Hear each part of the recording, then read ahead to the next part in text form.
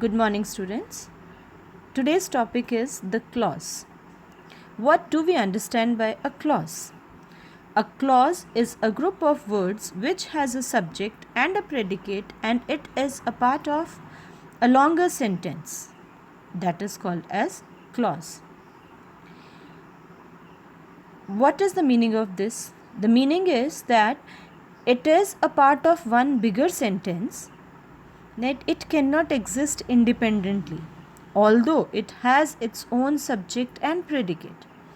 For example, you see this sentence, her fears had been lifted by what she had accomplished.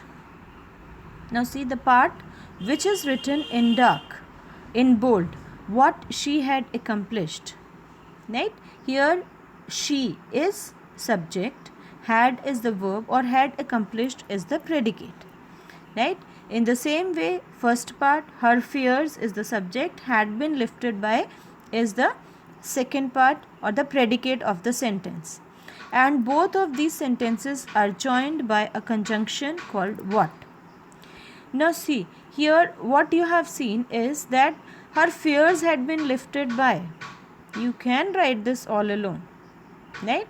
But it is dependent on what she had accomplished, right? What she had accomplished you cannot write alone. It is a complete sentence, but still it actually is dependent. It is not conveying you the complete meaning. So it is a clause. See the next part of the sentence. Next sentence, she heard a very faint cry when she got back. Now she heard a very faint cry. It's a sentence that is complete in itself. But when we say when she got back, now when she got back, here you see she is the subject, got back is the predicate. Right? It is joined with the help of when to the next sentence, to the first part of the sentence. She heard a faint cry. Now when we simply say she heard a faint cry, this part is not dependent on anything. But when we say she got back, now when we say she got back means we think that some information is still required. So this is the sentence which has a subject, which has a predicate, but it is not an independent sentence. Right? It is a part of the longer sentence. So we call this part of the longer sentence as a clause.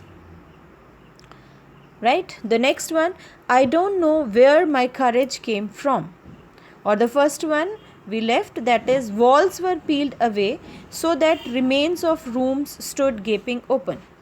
Now here all the words which are written in, or the group of words which are written in bold, they are all known as clauses.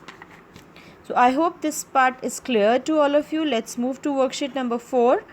Now in worksheet number 4, there are some pictures given, and what you have to guess the reason what kind of things are felt by these people, those who are shown in these pictures. Right? In the first picture you can see there's a girl, Rita, and she is actually looking at time.